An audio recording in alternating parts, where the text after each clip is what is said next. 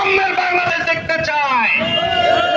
এই বাংলাদেশের উপর কোন ভারতীয় আগ্রাসনের দাবিদারি মানিয়ে দেওয়া হবে না। তার জন্য আমরা জনগণ জনতা সহ যারা আজকের সৈনিকেরা এই রাজপথে উপস্থিত হয়েছে তারা জানিয়ে দিয়েছে তারা বর্তমান প্রেক্ষাপটে বাংলাদেশের সাথে রয়েছে।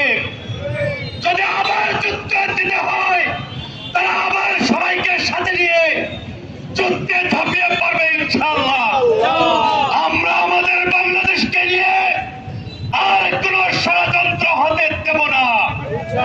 বাংলাদেশের মানুষকে নিয়ে আর কোন ষড়যন্ত্র হতে দেব না। বাংলাদেশের মানুষের সাথে যাদের সম্পর্ক রয়েছে, যারা বাংলাদেশের গণতন্ত্র সার্বভৌমত্বকে সম্মান করে